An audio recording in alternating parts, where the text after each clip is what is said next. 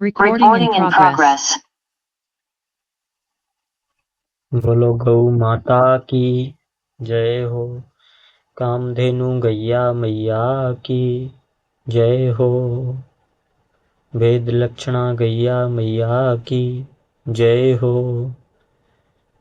जय जय देवी नमो नमः, जय कामधेनु नमो नमः, हे ज्ञानेश्वरी नमो नमः, हे गोपते नमो नमः। जय जय देवी नमो नमः, जय कामधेनु नमो नमः, हे ज्ञानेश्वरी नमो नमः, हे गोपते नमो नमः। जय जय देवी नमो नमः, जय कामधेनु नमो नमः, हे ज्ञानेश्वरी नमो नमः, हे गोपते नमो नमः। सर्वकाम दूरे देवी, सर्वतीर्थे विसेचिनी, पावने सुरभि श्रेष्ठे, देवी तोभ्यं नमोस्तुते, देवी तोभ्यं नमोस्तुते। शुद्धिकरण तन मन का करती, योग्य योक्त जीवन प्रदायिनी, जग पोषण करने वाली तू, धन्य धन्य तू माँ वरदायिनी, धन्य धन्य तू माँ वरदायिनी, धन्य धन्य तू माँ वरदायिनी। जय कामधेनु जय माँ सुरभि, जय नंदिनी जगवंदनी, कपिला कमला हे कल्याणी हे वरदानी, जय जय माँ। जय कामधेनु जय माँ सुरभि, जय नंदिनी जगवंदनी, कपिला कमला हे कल्याणी हे वरदानी, जय जय माँ। औषधियाँ वर रूप में पाकर मानव हुआ निरोगी, औषधियाँ वर रूप में पाकर मानव हुआ निरोगी, पंचगव्य की गुणवत्ता को समझाए मुनि योगी, कल्याणी तू स्नेह स्वरूपा, है तू श्याम मन भावनी, है तू श्याम मन भावनी। जय कामधेनु जय माँ सुरभि, जय नंदिनी जगवंदनी, कपिला कमला हे कल्याणी हे वरदानी, जय जय माँ। जय कामधेनु जय माँ सुरभि, जय नंदिनी जगवंदनी, कपिला कमला हे कल्याणी हे वरदानी, जय जय माँ। तेरी सेवा हृदयों से संताप का भार मिटाती है, तेरी सेवा हृदयों से संताप का भार मिटाती है, स्वस्थ रहे हर नर नारी तो अमृत पान कराती है, बल बुद्धि का तेज तुम्ही से, बल बुद्धि का तेज तुम्ही से, मातु ज्ञान प्रदायिनी, भोक्ता तृणानि शुष्कानि, पीत्वा तोयञ्जलाश्रयात्, दुग्धं ददति लोकेभ्यो गावो विश्वस्य मातरा, या सर्वमिदं व्याप्तं जगत् स्थावर जंगमं, कामधेनु शिरसा वन्दे भूते भव्यस्य मातरं, भूते भव्यस्य मातरं। शुद्धिकरण तन मन का करती, योग योक्त जीवन प्रदायिनी, जग पोषण करने वाली तू, धन्य धन्य तू माँ वरदायिनी। जय कामधेनु जय माँ सुरभि, जय नंदिनी जगवंदनी, कपिला कमला हे कल्याणी हे वरदानी, जय जय माँ। जय कामधेनु जय माँ सुरभि, जय नंदिनी जगवंदनी, कपिला कमला हे कल्याणी हे वरदानी, जय जय माँ।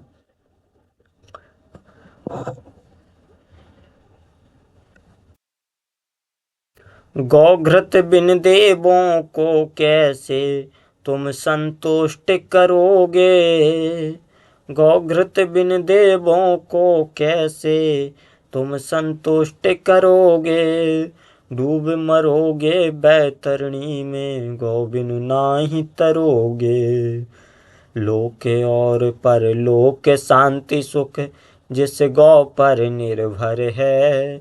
कैसी बीत रही है उस पर इसकी किसे फिक्र है। माता से भी ज्यादा जिस माता ने दूध पिलाया।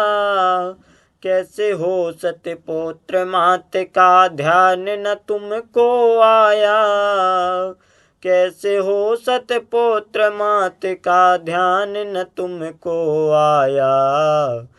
गौवध है जब तक दुख पूर्त सुख हमको न मिलेगा। हीन बनेंगे हिंदू प्रतिपल पीड़ित हिंद रहेगा। पीड़ित हिंद रहेगा। गौएं हैं आधार विश्व की गौरक्षा जीवन है। गौएं हैं आधार विश्व की गौरक्षा जीवन है।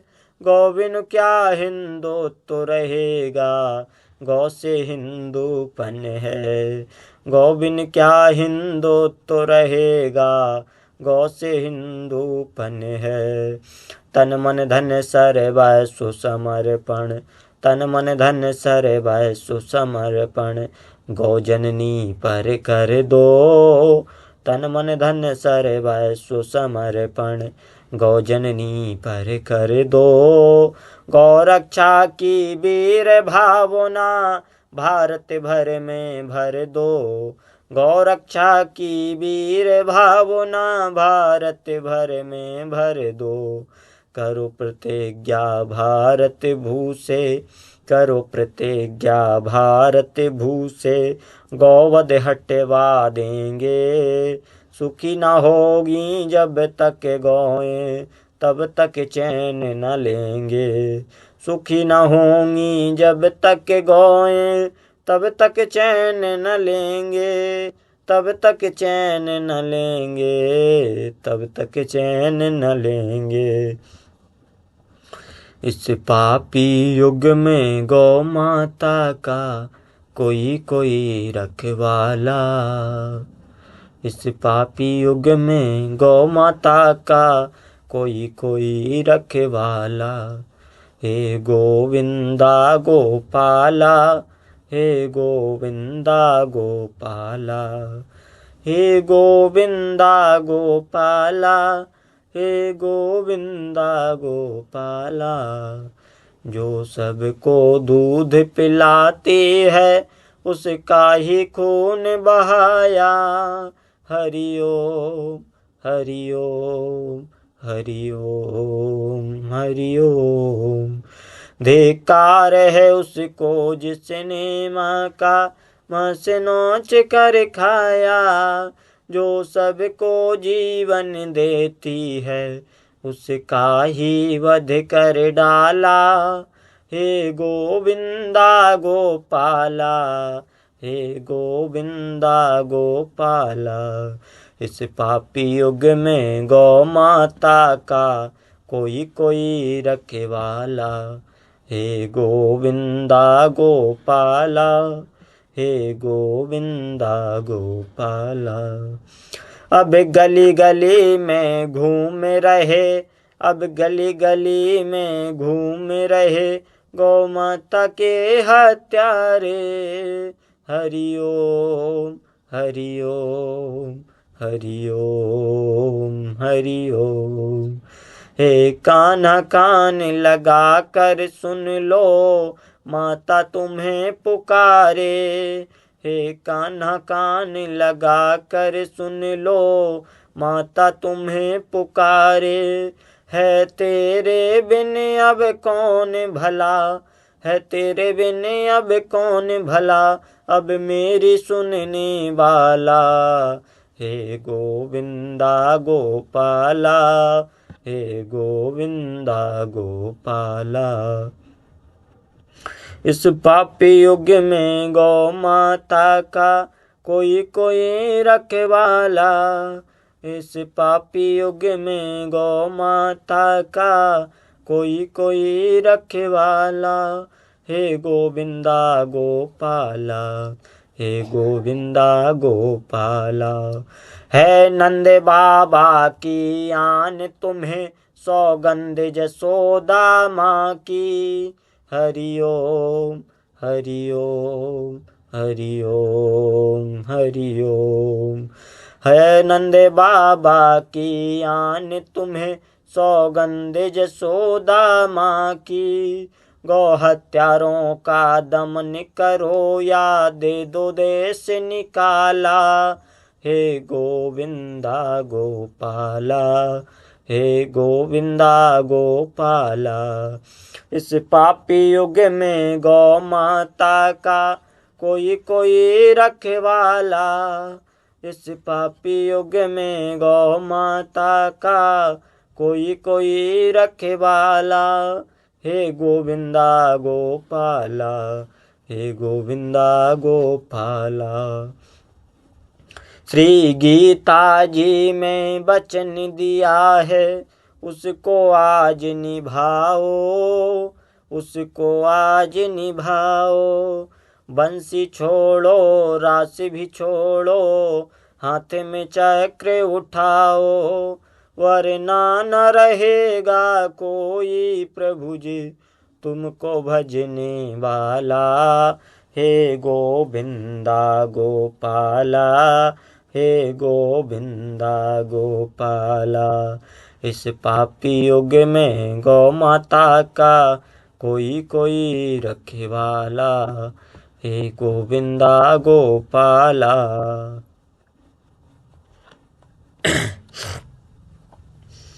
मुझे ऐसा लगता है कि कुछ चीज़ें हमारे सामने आती हैं, हम विचार करना प्रारंभ करें तब हमें ध्यान में आता है कि 3 शब्द चलते हैं अपने यहाँ पर। एक चलता है प्रकृति, एक चलता है संस्कृति और एक चलता है विकृति। और उसकी व्याख्या भी की जाती है। व्याख्या इस प्रकार की जाती है कि भूख लगना एक प्रकृति है, बांट कर खाना ये संस्कृति है और छीन कर खाना ये भारतीय संस्कृति की विकृति है। गाय के साथ भी यही है। दूध पीना ये प्रकृति है, सेवा पूजा करना ये संस्कृति है और हत्या करना ये भारतीय संस्कृति की विकृति है। ये शब्द तीनों के तीनों हमारे साथ जुड़े हुए हैं क्योंकि ये गौ संस्कृति का कार्यक्रम है, इसलिए तीनों शब्द और संस्कृति शब्द हमने जोड़ा है। परंतु कुछ चीज़ें ऐसी हो रही हैं जिन्हें हम देखते हैं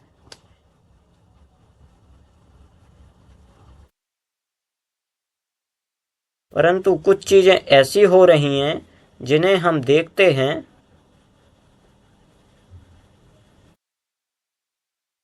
तो उपेक्षित हो रही हैं। जब से नलों में पानी आना प्रारंभ हुआ तब से नदी और कुएं उपेक्षित हो गए। जब से गोलियों में स्ट्रिप में दवाइयाँ आना प्रारंभ हुआ तब से मेरी तुलसी उपेक्षित हो गई। जब से रासायनिक खाद आया तब से गाय का गोबर उपेक्षित हो गया। जब से उपन्यास आए तब से रामायण और गीता उपेक्षित हो गई।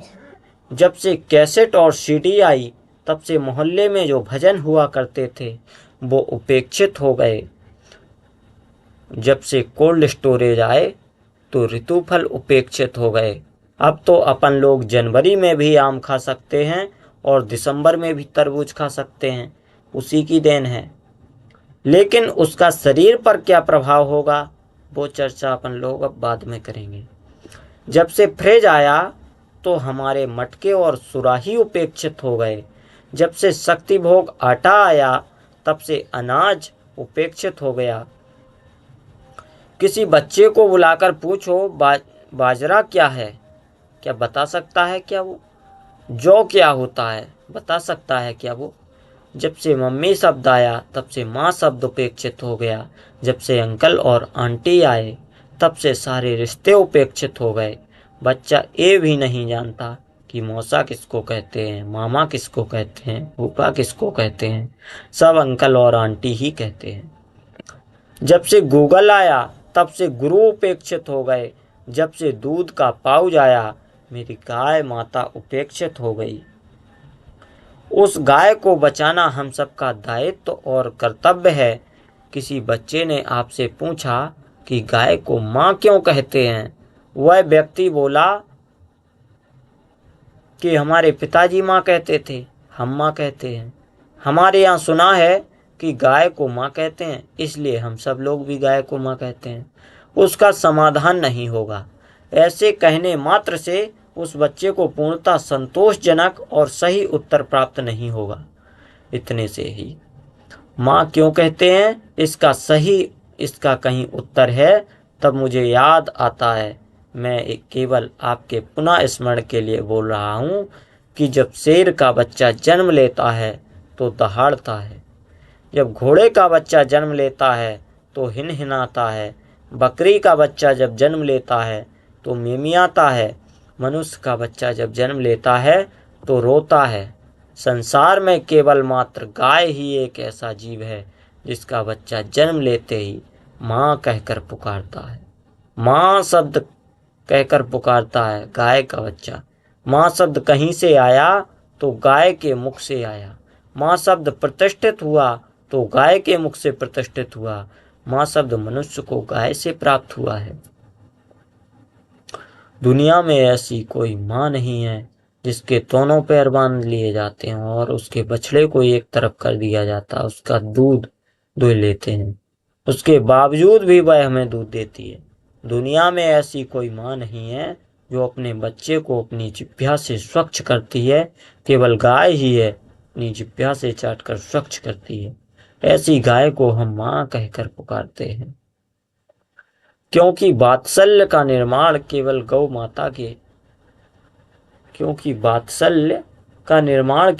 माता के माध्यम से ही इस पृथ्वी पर प्रकट हुआ है। जब घर में भोजन बनता है तो माँ ने भोजन बनाया तो सबसे पहले भोजन बच्चों को खिलाया, फिर घर के पुरुषों को खिलाया, अंत में वो भोजन करती है। जो सबको खिलाकर खाती है वो माँ है। और माँ ने भोजन बनाया, बच्चों को खिलाया, पुरुषों को खिलाया, इतने में मेहमान आ गया तो माँ क्या करेगी? अपने हिस्से का भोजन उस मेहमान को भी करा देगी। फिर सच बताओ कि क्या फिर वो अपने लिए भोजन अलग से बनाएगी? नहीं बनाएगी। जो कुछ बचा होगा वही खा के सो जाएगी। गाय का भी लक्षण यही है। गाय माँ है, वह भी बचा खुचा ही खाती है। जैसे केला हमने खाया, छिलका गाय ने खाया। भुट्टा हमने खाया, मक्के का छिलका गाय ने खाया। अनाज के दाने हमने खाए, भूसा गाय ने खाया। मटर की फलिया के दाने हमने खाए, फलिया गाय ने खाई।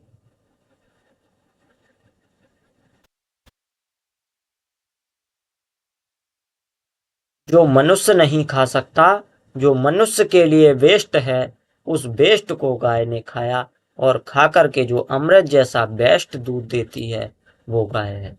इसलिए गाय माँ कहलाती है।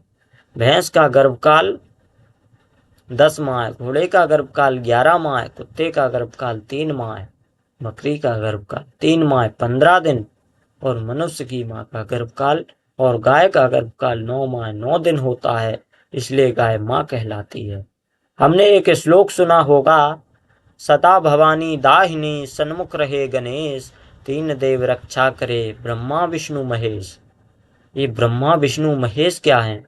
ब्रह्मा जन्म देने वाले, विष्णु पालन करने वाले और महेश उद्धार करने वाले। परंतु ब्रह्मा का कार्य विष्णु नहीं कर सकते, विष्णु का कार्य शिव नहीं कर सकते, शिव का कार्य ब्रह्मा नहीं कर सकते। ये तीनों एक दूसरे का कार्य नहीं कर सकते, सबको अपना अपना काम करना पड़ता है। पर ये जो माँ है ये तीनों काम करती है। जन्म देती है इसलिए ब्रह्मा है, लालन पालन करती है इसलिए विष्णु है और संस्कार दे करके हमारा उद्धार करती है इसलिए महेश है। जहाँ ब्रह्मा विष्णु महेश तीनों सम्मिलित होकर के एक सी तीनों शक्तियां बनती हैं, उसे माँ कहकर पुकारते हैं। ये तीनों प्रकार के कार्य हमारे सामने करती है। आपने देखा होगा या सुना भी होगा, वृत्तासुर संग्राम में जब देवों की हार होने लगी देवता लोग भगवान के पास पहुंचे कि प्रभु हार हो रही है, हमारी विजय कैसे होगी। उन्होंने कहा कि ऋषि दधीचि से हड्डियां ले लो और उनके वज्र बनाओ, विजय प्राप्त होगी। ऋषि दधीचि से हड्डियां लेना है तो ऋषि ने कहा ले लो। तो गाय को बुलाया गया। गाय ने चाट करके उन हड्डियों को सशक्त कर दिया, बहुत मजबूत बना दिया। आज धरती पर गाय अपना जो बछड़ा होता है उसको जिह्वा से चाटती है, उसकी हड्डियां वज्र के समान मजबूत हो जाती हैं। 20-20 कुंटल वजन की गाड़ी को खींचकर जो बैल ले जाता है, उसका सामर्थ्य है ये गाय की जिह्वा का सामर्थ्य है। मेरे मित्रों, एक बात बताना, सवेरे उठे और सच बताओ, सवेरे उठते ही अगर सूअर का मुंह देखा दिन कैसा जाएगा, कुत्ते का मुंह देखा तो दिन कैसा जाएगा, भैंस का मुंह देखा तो दिन कैसा जाएगा, और सवेरे उठे और नेताजी का मुंह देखा तो दिन कैसा जाएगा। सवेरे उठे और अपने ने अपनी माँ का मुंह देखा तो दिन कैसा जाएगा। सवेरे उठे और हमने गौ माता का मुंह देखा तो दिन कैसा जाएगा। क्योंकि जब बच्चे का जन्म होता है तो बच्चा सबसे पहले अपनी माँ का दर्शन करता है, इसलिए वो मंगल दर्शन है। इसलिए गाय का दर्शन मंगल दर्शन है, क्योंकि वो माँ है। मेरे मित्रों, माँ जन्म देती है और जन्म देकर संस्कार देती है, और गौ माता दूध देकर संस्कारों का रक्षण करना सिखाती है, क्योंकि गाय माँ। इतना ही नहीं मित्रों, अंग्रेजों ने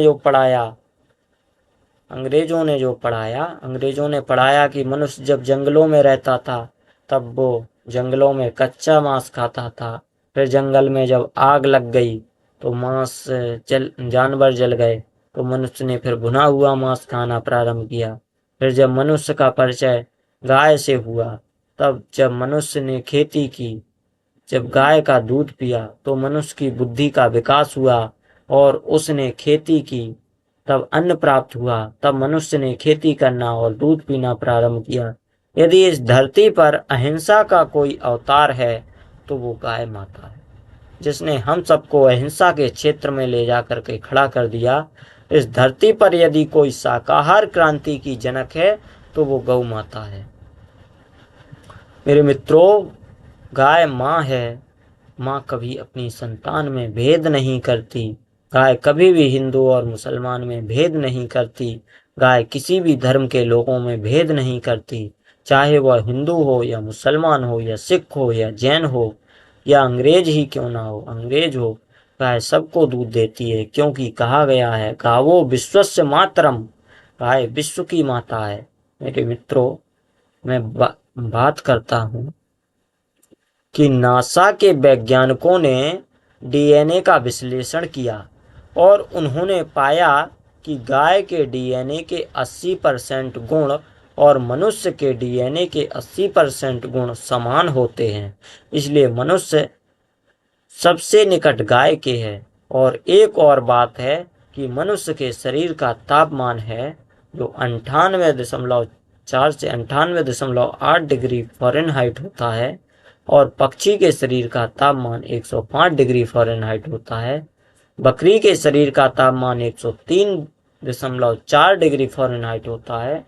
घोड़े का तापमान 100.4 डिग्री फ़ारेनहाइट। भैंस के शरीर का तापमान 101 डिग्री फ़ारेनहाइट। हाथी का तापमान 97.7 डिग्री फ़ारेनहाइट।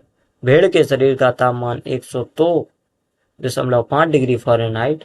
ऊंट का तापमान प्रातःकाल सूर्योदय के समय 93 डिग्री फ़ारेनहाइट, सूर्यास्त के समय 104 डिग्री फ़ारेनहाइट। और इसीलिए मनुष्य के शरीर का तापमान 98.8 डिग्री फ़ारेनहाइट और गाय के शरीर का तापमान 99 डिग्री फ़ारेनहाइट होता है।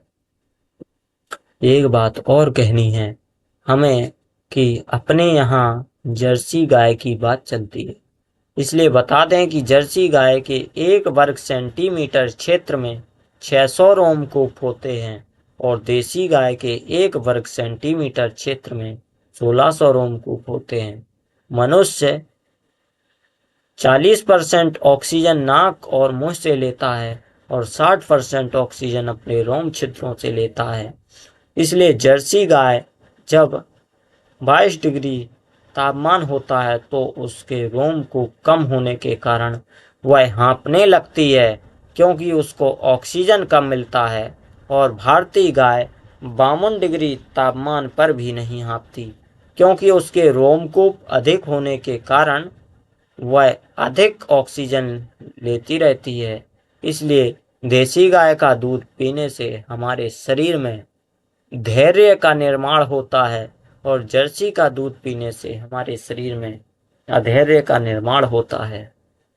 मेरे मित्रों, अपने यहाँ चलता है कि गाय के शरीर में 33 करोड़ देवता हैं या 33 कोटि देवता हैं, तो वह कोटि का अर्थ प्रकार भी होता है। वो क्या है? 12 आदित्य, 8 वसु, 11 रुद्र और 2 अश्विनी कुमार।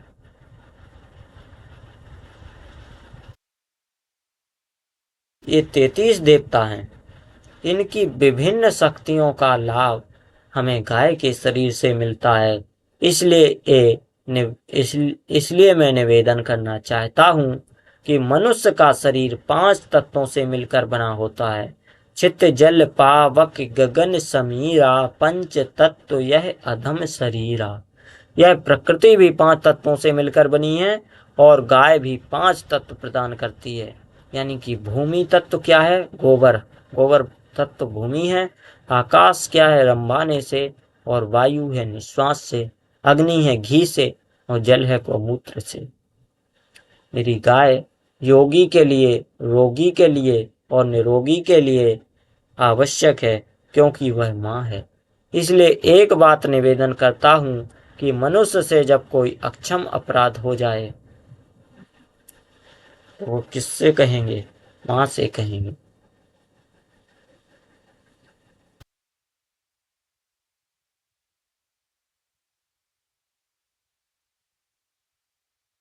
कोई अपराध हो जाए तो गाय माता के पास जाकर उस अपराध को कहना चाहिए और क्षमा मांगनी चाहिए। अब अपन लोग चर्चा करते हैं थोड़ा जैविक खेती यानी गौ आधारित प्राकृतिक खेती और रासायनिक खेती यानी कि जहरीली खेती से गौ माता ही मुक्ति दिला सकती है। तो अपने पौराणिक कथाओं में पूतना नाम की राक्षसी का वृतांत सुना होगा, जिसने गोकुल के सभी दुधमहे बच्चों को अपना जहरीला दूध पिला करके सभी को मार दिया था। आज के युग में पूतना राक्षसी दिखाई तो नहीं देती, पर ये जानकर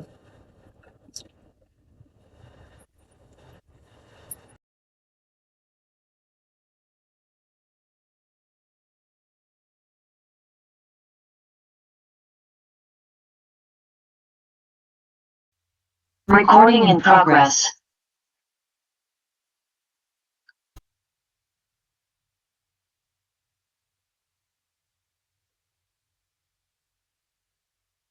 आज के युग में पूतना राक्षसी दिखाई तो नहीं पड़ती, पर ये जानकर आपको बड़ी हैरानी होगी।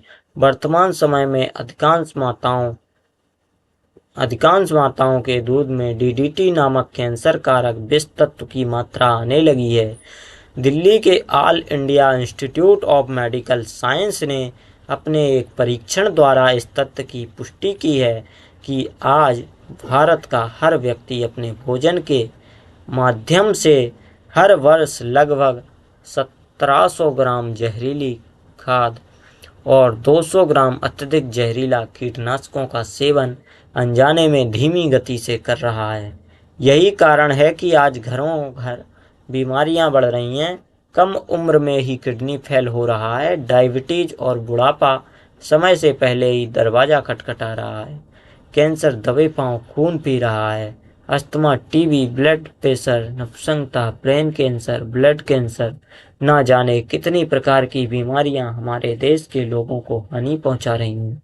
ज्यादा फसल लेने के लोभ में प्रयोग किए जाने वाले रासायनिक खाद एवं जहरीले कीटनाशक के प्रयोग से आज हर घर में मरीज मिल रहे हैं। इन मरीजों के इलाज में देश का लगभग 10 लाख करोड़ रुपया खर्च हो रहा है।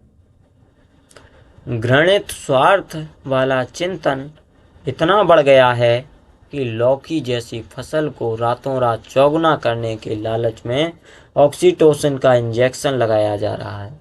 हरित क्रांति के नाम पर जो जहरीली खेती को बढ़ावा दिया, उससे न केवल मानव स्वास्थ्य के साथ खिलवाड़ हुआ, बल्कि हमारे खेत भी बंजर होते जा रहे हैं। पंजाब, हरियाणा व उत्तर प्रदेश के खेत अत्यधिक रासायनिक खाद डालने के कारण बर्बाद होते जा रहे हैं। पंजाब के कई गांव तो ऐसे हैं जहां के खेत अब पूरी तरह से बंजर हो चुके हैं। इतना ही नहीं, अब ये रासायनिक और यांत्रिक खेती फायदे की बजाय घाटे का सौदा हो गया है। कारण ये कि कीटनाशक, उर्वरक, डीजल, हाइब्रिड बीज की कीमत तो तेजी से बढ़ रही है और उससे उत्पन्न होने वाली फसल की कीमत अपेक्षाकृत बहुत ही कम है। बहुत ही सस्ती फसल बिक रही है। ऐसे में बैंक के कर्ज से लदा हुआ किसान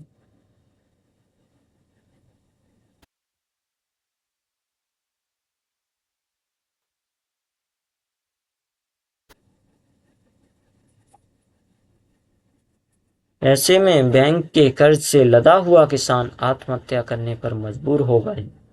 मित्रों, जब भारत में रासायनिक खेती का प्रचलन नहीं किया गया था, तब तक हमारी फसल गोबर खाद के द्वारा शुद्ध और विषमुक्त थी। ज़्यादा उत्पादन कम लागत पर ही हो जाता था। किसान खुशहाल थे, कर्जों का कोई तनाव नहीं था। सोने की चिड़िया कहलाने के पीछे हमारे देश की गौ आधारित कृषि का ही बड़ा हाथ रहा है। तो जब खेती की नैया डूबती ही नजर आ रही है, तो क्यों ना गौ माता को फिर से पुकारा जाए और उनके अनुदान वरदान से मानव समाज को फिर से खुशहाल बनाया जाए। फसलें भी भरपूर हो, ना हो खेत बर्बाद, यूरिया फास्फेट छोड़कर डालो जी गोबर खाद। आइए समझने का प्रयास करते हैं कि गौवंश आधारित प्राकृतिक कृषि द्वारा कैसे जहरीली खेती से मुक्ति पाई जा सकती है। पहले तो आप लोग यह जान लें कि दुनिया में सर्वोत्तम कार्य गौपालन और प्राकृतिक खेती है, जिसे करने की प्रेरणा भगवान कृष्ण और बलराम ने दी है। मित्रों, यदि आपके पास केवल 2 गाय और 2 बैल ही हैं, तो भी बड़ी आसानी से न्यूनतम 5 एकड़ खेत में गौ आधारित प्राकृतिक कृषि की जा सकती है। गौपालन और प्राकृतिक कृषि साथ ही साथ करें। यदि हम केवल गौपालन ही करते हैं, कृषि नहीं करते, तो गौपालन में बड़ी दिक्कतें आएंगी। चारा भूसा बाहर से खरीदना पड़ेगा और बैल ऊर्जा और गोबर गौमूत्र का समुचित लाभ नहीं ले पाएंगे। ठीक उसी प्रकार यदि हम केवल कृषि करते हैं, गौपालन नहीं करते, तो खाद व कीटनाशक के लिए परेशानी होगी।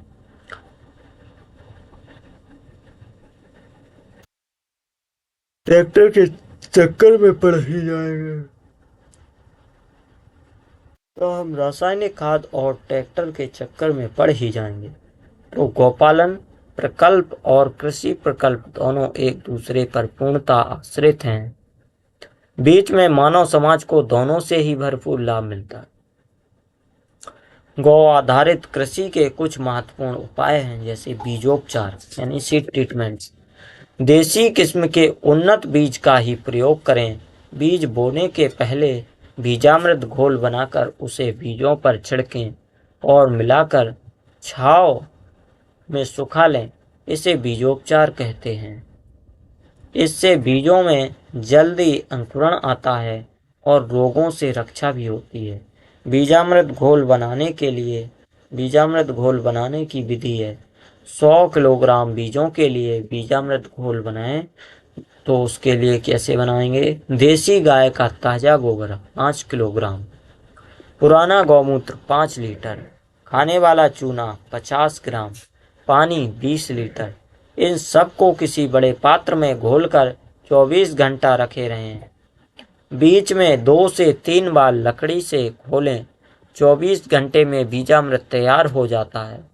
पौधों का रोपण करने से पहले उसकी जड़ों को बीजामृत घोल में डुबा लेने से बेहतर परिणाम आते हैं।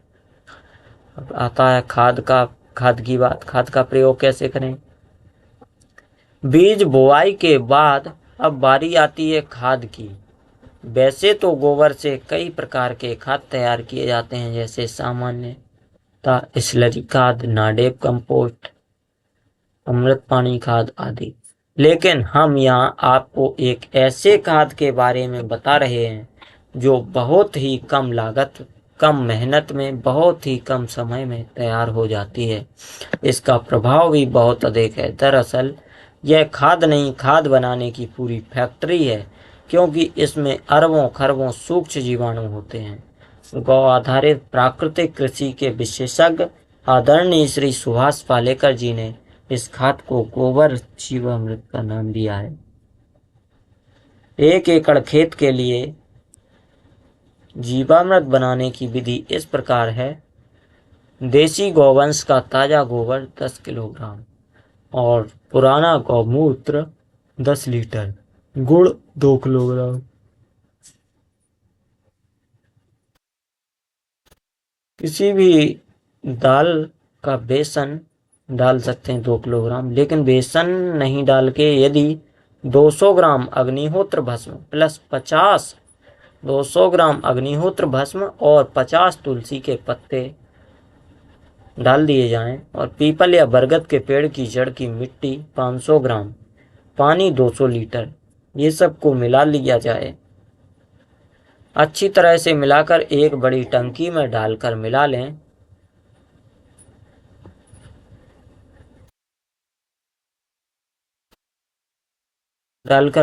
प्रतिदिन 3 से 4 दिन हिलाएं।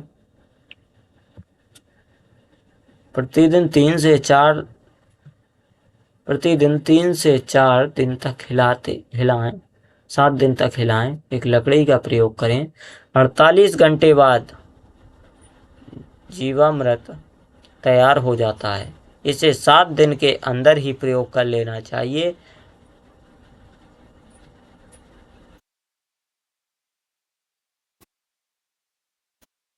बागवानी के लिए बनाना हो तो सबकी मात्रा का 10वां हिस्सा कर लेना चाहिए। फसलों में जीवामृत के छिड़काव की विधि। जब खेत में नमी रहे तब पानी के साथ जीवामृत छिड़कें। जीवामृत पौधों की जड़ों तक पहुंच सके ऐसा छिड़काव करें। छिड़काव का एक और भी तरीका है कि जीवामृत को सूखी मिट्टी में मिला लें और दाने दाने छिड़कें। पहला छिड़काव बीज बुआई के 10 से 15 दिन बाद करें, फिर हर 15 से 25 दिन में छिड़काव करते रहें। हर जीवामृत किसी भी फसल और पौधों में प्रयोग किया जा सकता है। बहुत ही चमत्कारिक परिणाम मिलते हैं। इसके पीछे खास कारण तो यह है कि देसी गाय के 1 ग्राम गोबर में लगभग 300 से 500 करोड़ ऐसे सूक्ष्म जीव पाए जाते हैं जो मिट्टी के जटिल पोषक तत्वों को सरल घटकों में विघटित कर देते हैं। इन सूक्ष्म जीवों का दूसरा महत्वपूर्ण कार्य है खेत में जमीन के नीचे जा चुके केंचुओं को बाहर लाना और काम में लगा देना। और आप ये तो जानते ही होंगे कि केंचुए दिन और रात मिट्टी को भुरभुरा बनाने में लगे रहते हैं। ये केंचुए प्राकृतिक होते हैं। इनके विष्ठा में पौधों के लिए आवश्यक सभी पोषक तत्व पर्याप्त मात्रा में पाए जाते हैं। अब जैसे कीटनाशक का प्रयोग कैसे करेंगे? वैसे तो रासायनिक खाद नहीं डालने पर कीटों का प्रकोप कम ही रहता है, पर फिर भी आवश्यकता महसूस होने पर प्राकृतिक कीटनाशक घर पर ही तैयार कर सकते हैं। गौमूत्र 10 लीटर, लहसुन 1 किलोग्राम, तंबाकू 50 ग्राम, लाल मिर्ची 1 किलोग्राम, नीम का पत्ता 2 किलोग्राम, धतूरा का पत्ता 1 किलोग्राम, सीताफल का पत्ता 1 किलोग्राम, किसी बड़े पात्र में सर्वप्रथम गौमूत्र डालें, फिर लहसुन कूट करके डालें, फिर तंबाकू डालें, फिर नीम का पत्ता, धतूरा का पत्ता, सीताफल का पत्ता डालें। फिर पात्र को अच्छी प्रकार से ढक दें, इसकी गैस बाहर ना निकलने दें। फिर 35 से 40 दिन में निकाल कर छान लें। 1 लीटर तैयार दवा को 1 लीटर तैयार दवा को 100 लीटर पानी में मिलाकर छिड़काव किया जाता है। यह कीटनाशी फसलों को कीड़ों से रक्षा तो करता है, साथ ही खाद का भी कार्य करता है।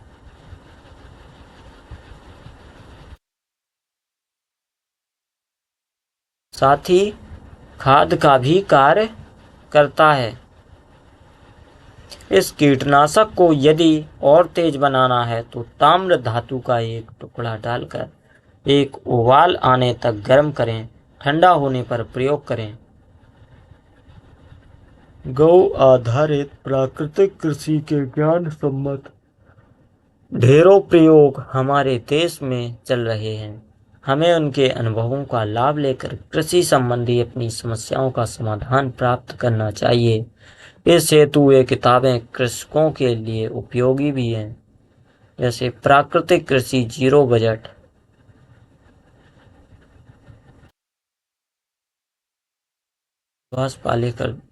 श्री सुभाष पालेकर जी ने लिखी। आदर्श गौपालन एवं प्राकृतिक कृषि से आर्थिक लाभ, जैसे गोबर गौमूत्र से उत्पादन, निर्माण और फसलों का उत्पादन बहुत ही फायदेमंद व्यवसाय है। हमारे देश में धन को लक्ष्मी कहते हैं, गौ माता को भी लक्ष्मी कहकर संबोधित करते हैं। वास्तव में गौवंश के द्वारा लक्ष्मी अर्थात धन की प्राप्ति होती है।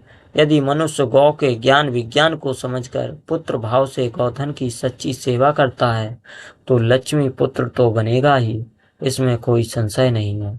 मान लीजिए 5 परिवार सदस्यों वाले एक परिवार 5 एकड़ खेत, घर पर बाड़ी, 2 गाय और 2 बैल हैं और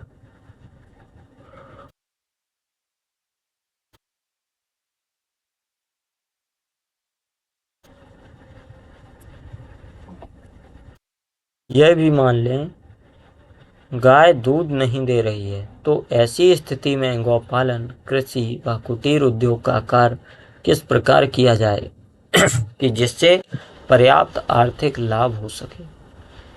आइए मोटे तौर पर समझने का प्रयास करें। सर्वप्रथम घर के 5 सदस्य इस कार्य में स्वयं को नियोजित करने का संकल्प लें।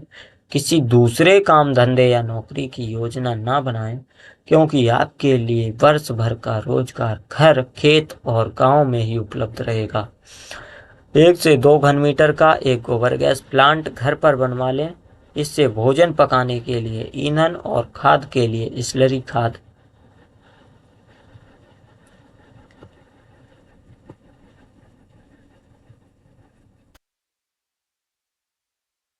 खाद भी प्राप्त होगी।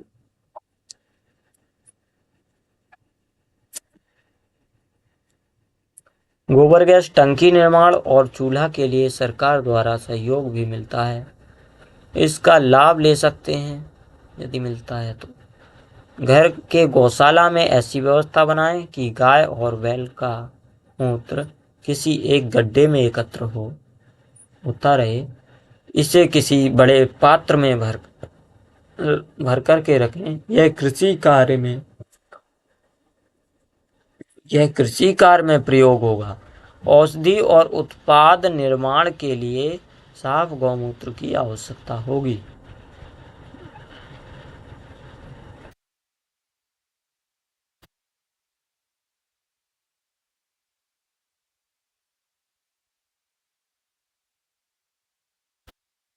पर्यावरण संतुलन में गौ माता की महत्वपूर्ण भूमिका।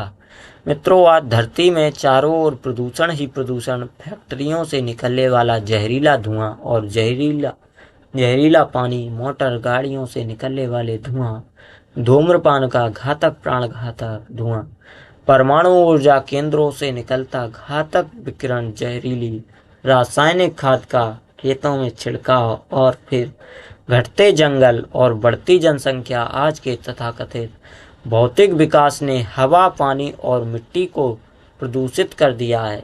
ग्लोबल वार्मिंग और धूम्र प्रदेशों के पिघलते बर्फ ने दुनिया के लोगों को विचार विमर्श करने पर मजबूर कर दिया है।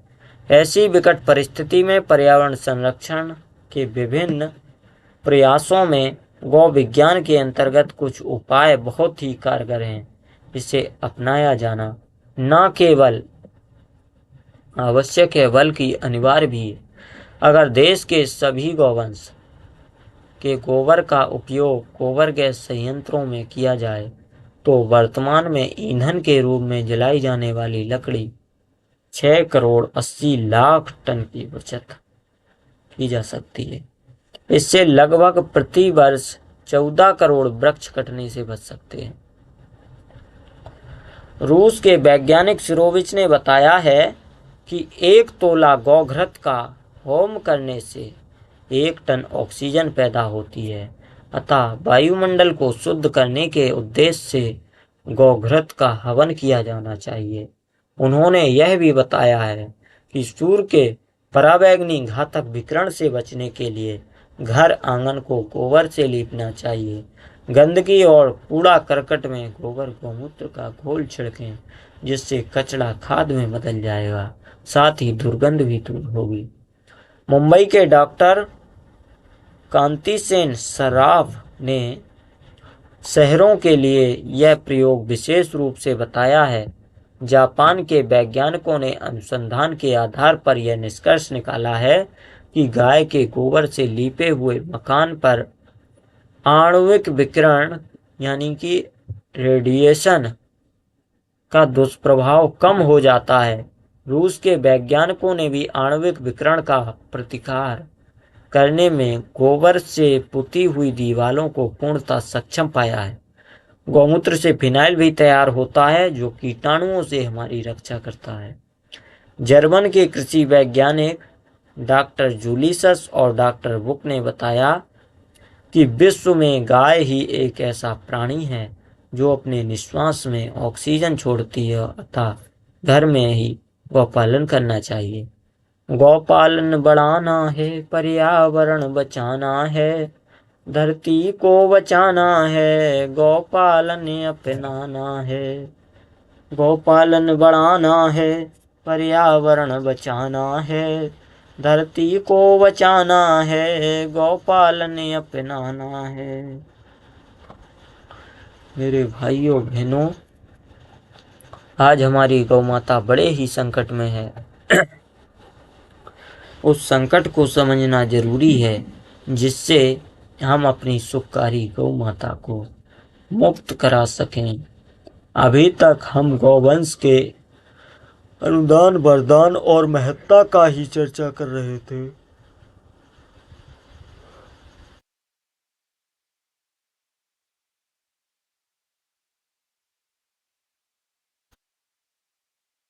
अभी तक हम गौवंश के अनुदान, वरदान और उसकी उपयोगिता, महत्ता की ही चर्चा कर रहे थे।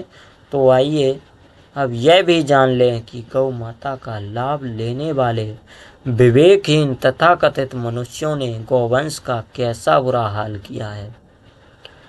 बढ़ती जनसंख्या और विवेकहीन स्वार्थी सोच ने गोचर भूमि को छीन लिया, जिसके कारण आज हमारी गौ माता शहर कस्बों में गली गली में सड़कों पर सड़े गले पदार्थों पर मुंह मार रही है। सड़े गले पदार्थ खाने पड़ रहे हैं, पॉलीथीन खानी पड़ रही है। बचा हुआ भोजन लोग पॉलीथीन में ही भरकर फेंक देते हैं, जिसे कई बार गौ माता सीधे ही खा लेती है, जिससे उसके पेट में यह पॉलीथीन जमा होकर मौत का कारण बन जाता है। अखबार में रायपुर की एक घटना छिपी थी कि मृत गौमाता का पोस्टमार्टम करने पर 37 किलोग्राम पॉलीथीन पेट से निकाला गया। ऐसा एक नहीं, लगभग शहर में विचरण करने वाली सभी गौमाताओं का यही हाल होता है। भारतवर्ष में प्रतिदिन गौग्रास निकालने की प्रथा थी, जो कि लगभग लुप्त होने को है। साल भर तो गौ सेवा के बारे में सोचते भी नहीं हैं लोग, पर मकर संक्रांति, गोपाष्टमी और गोवर्धन पूजा के दिन पुण्य लूटने के नाम से भर भर कर चारा खिचड़ी इतना खिलाते हैं कि गौ माता का पेट ही खराब हो जाता है और खाने की बर्बादी होती है सो अलग। ज्यादा दूध दोहने के लोभ में ऑक्सीटोसिन नामक इंजेक्शन का प्रयोग होने लगा, जिससे गौमाता के पूरे शरीर में बहुत दर्द पैदा होता है। यह एक तरह से अत्याचार ही तो है। कुछ गौपालक गौमाता के दूध नहीं देने पर या बीमार या बूढ़ी हो जाने पर उसे दलाल के हाथों बेच देते हैं और ये दलाल गौमाता को सीधे कत्ल खाने पहुंचा देते हैं। धन के लोभी स्वार्थग्रस्त हो, धन के लोभी स्वार्थग्रस्त हो, नर पिच्चा से बन जाते हैं। हृदयहीन हो गौ माता को हाथ कसाई देते हैं। कहते हैं गौ माता की जय, कहते हैं गौ माता की जय, पर विक्रय कर कत्ल कराया। गोवर्धन का मूल्य न समझा, केवल दूध से लाभ कमाया, केवल दूध से लाभ कमाया।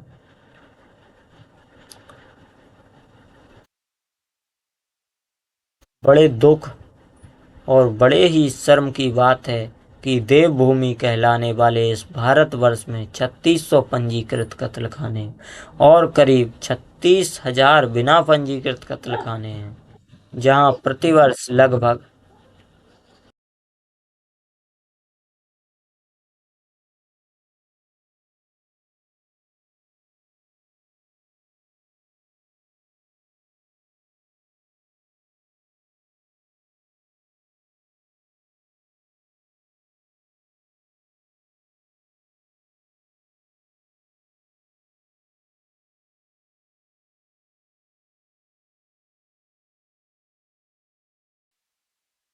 3600 पंजीकृत कत्लखाने और करीब 36,000 बिना पंजीकृत कत्लखाने, जहां प्रतिवर्ष लगभग 2.5 करोड़ गौवंश काटी जा रही है।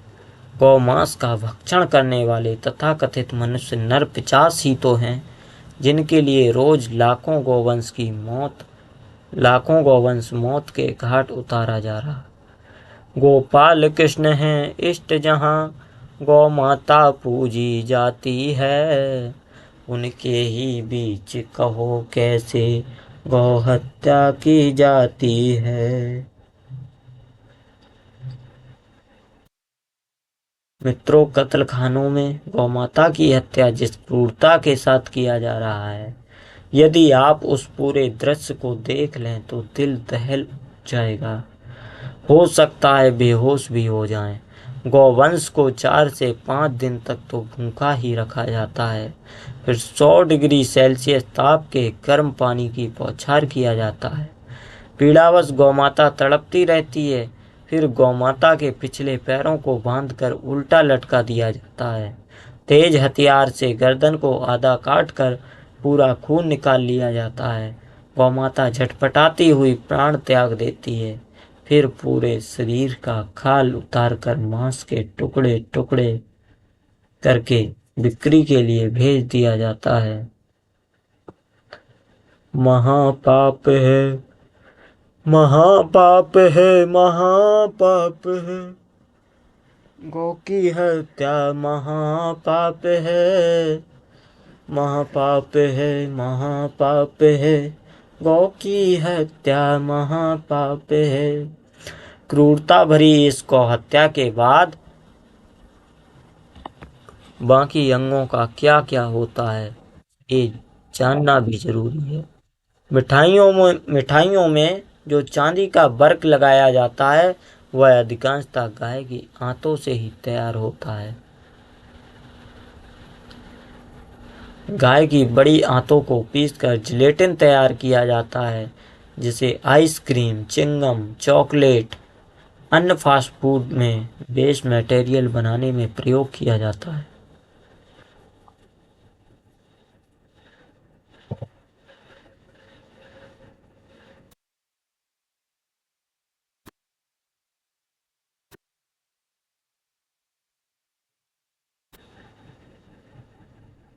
गौ हत्यारे गौमांस से तेल भी निकाल रहे हैं, जिसे बीफ टिलो कहते हैं। इसका सबसे ज़्यादा उपयोग चेहरे पर लगाए जाने वाले क्रीम बनाने में किया जाता है। इन नर पिशाचों की हिम्मत तो देखिए, गौ माता के खून से अंग्रेजी दवाइयाँ भी बनाई जाती हैं, जैसे डेक्सोरेंजाविटॉन जैसी दवाइयाँ भी बनाई जाती हैं। महिलाओं को गर्भ के समय खून की कमी दूर करने के नाम से बेचा जा रहा, और हमारी माताओं बहनों को यह पता नहीं कि वह जो दवा पी रही हैं वो कितनी खतरनाक है। माताओं बहनों को यह भी पता नहीं कि लिपस्टिक बनाने में भी गौ रक्त का इस्तेमाल किया जा रहा है। चाय की पत्तियों के अलावा जो डंठल आदि बच जाते हैं उसे टी डस्ट कहा जाता है। इसको पकाने से चाय जैसा रंग नहीं आता, इसलिए चाय जैसी उत्पादन करने वाली कुछ विदेशी कंपनियां इस टी डस्ट को गौवंश के खून में डालकर सुखा लेती हैं और पैकिंग करके द्वितीय गुणवत्ता वाले चाय के रूप में बेचती हैं। पैसों के लालच में क्रूरता पूर्वक गौ हत्या करके जो चमड़ा निकाला जा रहा है, उससे बेल्ट, पर्स, जूते, चप्पल, बैग, टोपी, कोट आदि चीजें बनती हैं। भाइयों बहनों, जरा सोचिए, गौ हत्या से जो वस्तुएं बनाई जा रही हैं उनका उपयोग करना क्या हमें शोभा देता है, बल्कि इनके उपयोग से हम स्वयं बचें और दूसरों को भी प्रेरित करें, जिससे एक जघन्य अपराध से हम बच सकें। दिल्ली के डॉक्टर विजयराज सिंह ने शुटजल रूस में प्रस्तुत अपने शोध पत्र में सिद्ध किया है कि दुनिया में जो भूकंप आ रहे हैं उनकी सबसे बड़ी वजह कत्लखाने ही हैं। उनका कहना है कि एक बड़े कत्लखाने में प्राणियों के चीत्कार से जो EPW नामक तरंगें निकलती हैं, उनकी ऊर्जा 1040 मेगावाट से अधिक होती है। प्रोफेसर मदन मोहन बजाज ने बताया कि ये तरंगें BIS इफेक्ट को उत्पन्न करती हैं, जो कि भूकंप का मुख्य कारण है। आज सूर्य अपनी जगह पर इतना तप रहा है, पृथ्वी इतनी तप रही है, मौसम असंतुलित हो रहे हैं। इसके पीछे कहीं कारण गौ हत्या भी है और अन्य प्राणियों का वध भी है। आप गौ के चीत्कार सुनेंगे कि जब गौ का वध होता है तो उन्हें जब 7 दिन तक भूखा प्रताड़ित किया जाता है और उसके ऊपर जब आरी चलती है और जब उसके अंदर की ब्रह्म नाड़ी, जिसका संबंध सूर्य और चंद्रमा से है, वो नाड़ी जब कटती है तो ब्रह्मांड में एक ऐसी भी किरण निकलती है जो हमारी नाभि की 9 ग्रंथियों को और अंतरिक्ष के 9 द्वारों को, जहाँ से इस सृष्टि का पालन और पोषण होता है, उन ब्रह्मांडी ग्रंथियों में वो तरंगें जाती हैं और वो जाकर के सूर्य के रेडिएशन में मिलता है।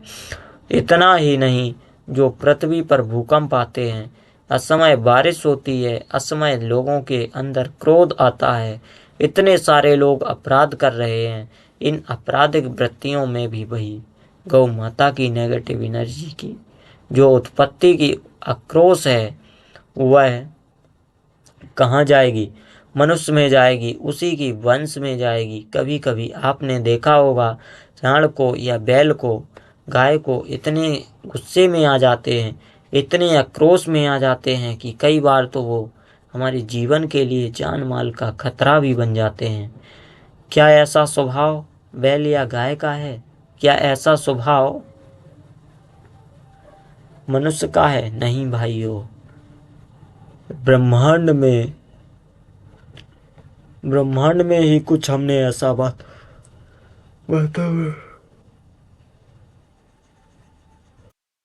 ब्रह्मांड में ही हमने कुछ ऐसा वातावरण पशु वध के कारण निर्माण कर दिया है जिसको आज और अभी अपन ने बदलने का सोचा है, तब आने वाला समाज सुख शांति से जिएगा, वरना बहुत बुरी स्थिति होने वाली है। यदि लगातार गौ हत्या होती रही तो बहुत बुरी स्थिति होने वाली है। पृथ्वी के ऊपर बहुत बड़े बड़े संकट आने वाले हैं। बंद करो भाई, बंद करो, गौ की हत्या बंद करो। मित्रों, गौ माता रो रही है। आप और हम जैसे धर्म प्राणों के लिए सुरक्षा की पुकार कर रही है। हे हिंद देश के लोगों, हे हिंद देश के लोगों, मेरी सुन लो करुण कहानी। क्यों दया धर्म बिसराया, क्यों दुनिया हुई वीरानी। गौ माता कहती है, हे हिंद देश के लोगों, हे हिंद देश के लोगों, मेरी सुन लो करुण कहानी। क्यों दया धर्म बिसराया, क्यों दुनिया हुई वीरानी। मेरी सुन लो करुण कहानी, क्यों दया धर्म बिसराया, क्यों दुनिया हुई वीरानी। जब सबको दूध पिलाया, गौ माता कहती है, जब सबको दूध पिलाया, मैं गौ माता कहलाई। क्या है अपराध हमारा, जो काटे आज कसाई। बस भीख प्राण की दे दो, मैं द्वार तिहारे आई। है सबसे निर्बल प्राणी, मत करो आज मन मानी। हे हिंद देश के लोगों, मेरी सुन लो करुण कहानी। क्यों दया धर्म बिसराया, क्यों दुनिया हुई वीरानी। तो भाइयों बहनों, गौ माता के प्रति हमारी जो संवेदना जागी है उसे अब सक्रियता में बदलने की आवश्यकता है। केवल आंसू बहाने मात्र से काम न चलेगा, कुछ ठोस कदम भी उठाने होंगे, अपने कर्तव्य निभाने होंगे। पर ध्यान रहे, गौ माता को अनुदान नहीं अनुसंधान की आवश्यकता है। गौ माता को अनुदान नहीं अनुसंधान की आवश्यकता है।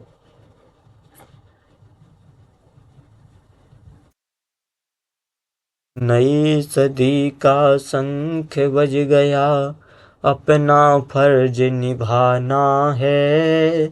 गौपालन संवर्धन करके उन्नत राष्ट्र बनाना है। नई सदी का शंख बज गया, अपना फर्ज निभाना है। गौपालन संवर्धन करके उन्नत राष्ट्र बनाना है, उन्नत राष्ट्र बनाना है। उजड़ा गांव बसेगा फिर से, कोयल को कूकेगी। बंजर धरती हरी भरी होकर नित सोना उगलेगी। पंचगव्य की पवित्रता से मनुष्य को देव बनाना है। जगत गुरु सोने की चिड़िया फिर हमको कहलाना है, फिर हमको कहलाना है। अभय धाम हो अभय ग्राम हो, सभी के मन में गौ की प्रीत। गौ संरक्षण गौ संवर्धन है अपना कर्तव्य पुनीत। सुखद सुमंगल विश्व कामना, जीव मात्र का हो कल्याण। हम सब की है जिम्मेदारी, पूर्ण सफल हो गौ अभिराम, पूर्ण सफल हो गौ अभियान।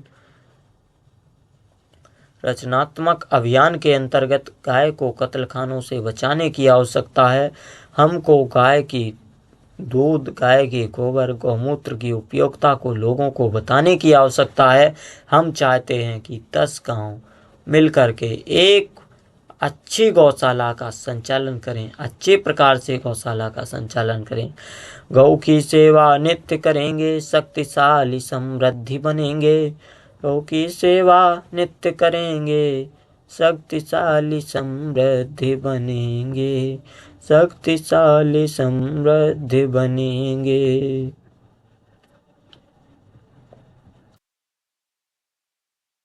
आइए गौ माता के प्रति अपने कर्तव्यों का संकल्प करें।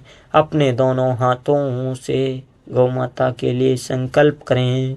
हम सभी दृढ़ संकल्प लेते हैं कि गौ उत्पादों का अधिकाधिक उपयोग करेंगे। प्रतिदिन भोजन के समय गौ ग्रास निकालेंगे। गौ सेवा और गौ रक्षा के लिए भरपूर प्रयास करेंगे। गौमूत्र से बनी औषधियों का उपयोग और प्रचार करेंगे। इस संकल्प का जीवन भर पालन करेंगे। हर घर में गौ माँ की सेवा, गौधन का हो पालन। हर घर में गौ माँ की सेवा, गौधन का हो पालन। दूध दही घी मट्ठा लस्सी हर घर में हो सेवन। दूध दही घी मट्ठा लस्सी हर घर में हो सेवन। बने औषधि गौ मात्र से, खाद्य और ईंधन गौमय से। बने औषधि गौ मात्र से, खाद्य और ईंधन गौमय से। स्वच्छ रहेंगे, स्वस्थ रहेंगे, भाव जगाना है। गौपालन से खुशहाली हमें गाँव में लाना है। गौपालन से खुशहाली हमें गाँव में लाना है। चलो गाँव की ओर हमें फिर देश बचाना है। चलो गाँव की ओर हमें फिर देश बचाना है। चलो गाँव की ओर हमें फिर देश बचाना है।